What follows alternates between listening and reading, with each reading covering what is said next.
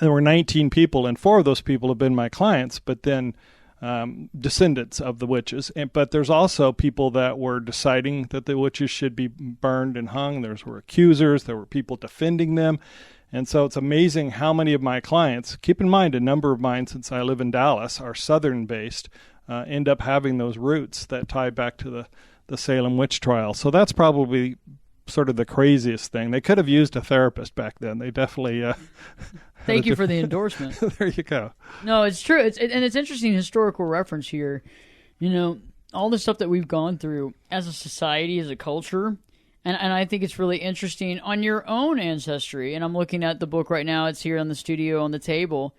Did you learn something that you weren't expecting to learn?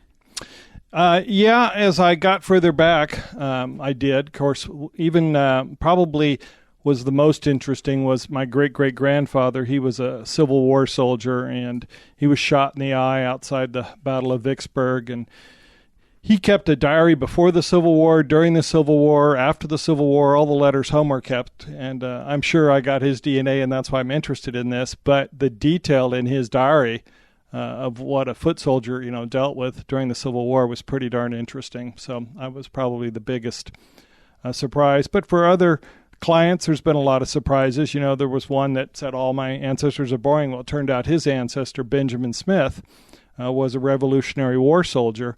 And, researching somebody named Benjamin Smith isn't the easiest thing to do when you're a family historian.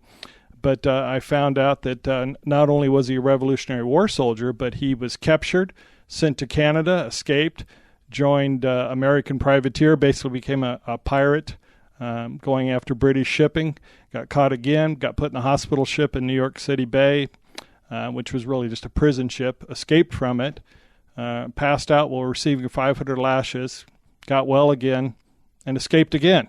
And so this guy's like ready for a mini-series if patriotic movies come back into style. So they were quite excited to find out they had an ancestor like that. Wow. Anybody related that you found related to Elvis or Elvis Presley? No, I don't think there's been any Elvis ones in there. Family I just did was, you mentioned country western, so there was a guy named Bob Wills who's out of Turkey, Texas, and he ran the barbershop next door to their drugstore, so they had that connection.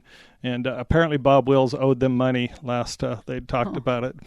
I don't think they're going to collect. He's long gone. But so you do find those kind of connections. Another family I just worked on was tied into Patrick Henry.